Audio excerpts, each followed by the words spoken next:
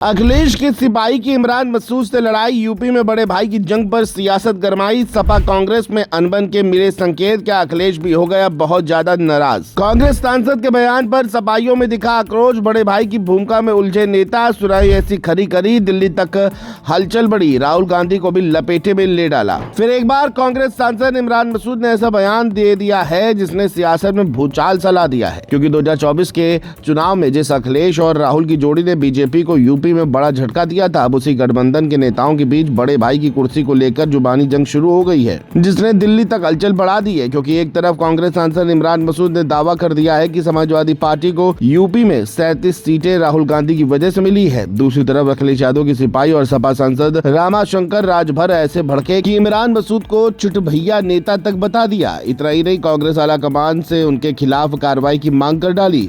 अब सवाल है कि क्या 2027 से पहले सपा और कांग्रेस के रिश्तों में दरार पड़ने लगी है? क्या अखिलेश यादव को यूपी में बड़े भाई मानने के लिए कांग्रेस तैयार नहीं है? और क्या राहुल गांधी के नाम पर शुरू हुई ये लड़ाई सीट बंटवारे तक पहुंचकर गठबंधन का पूरा खेल बिगाड़ सकती है?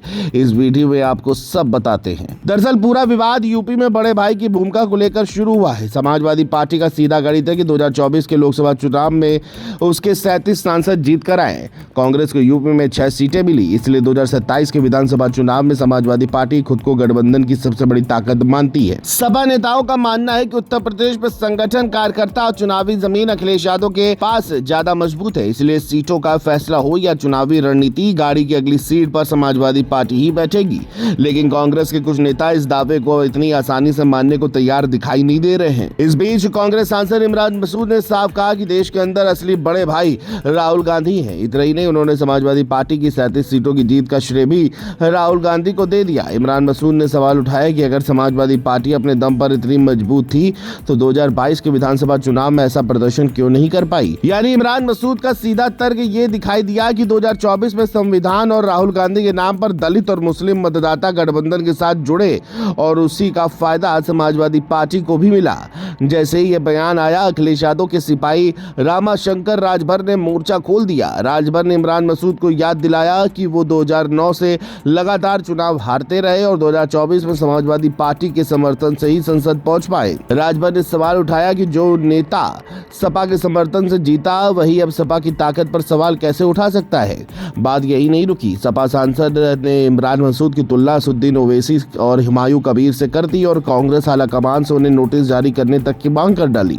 इमरान मसूद भी पीछे हटने वालों में नहीं है। उन्होंने पलटवार करते हुए कहा कि उन्हें बोलता हुआ मुसलमान पसंद नहीं है। मसूद ने साफ कहा कि अगर उनके खिलाफ बोला जाएगा तो जवाब भी सुनना पड़ेगा और वो किसी से डरने वाले नहीं है। हुमायूं कबीर से तुलना पर भी इमरान ने नाराजगी जताई और कहा कि उन्होंने खुद हुमायूं के खिलाफ आवाज उठाई थी।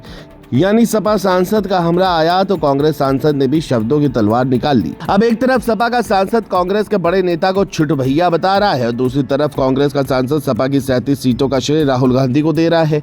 ऐसे में गठबंधन के अंदर सब कुछ बिल्कुल ठीक है ये कहना मुश्किल जरूर दिखाई देता है। फिलहाल 2024 में साथ चलकर बीजेपी का खेल बिगाड़ने वाले सपा और कांग्रेस के नेता अब जीत का श्रेय बांटने में उलझते दिखाई दे रहे हैं। अखिलेश के सिपाही ने इमरान मसूद को खरी खरी सुना दी है।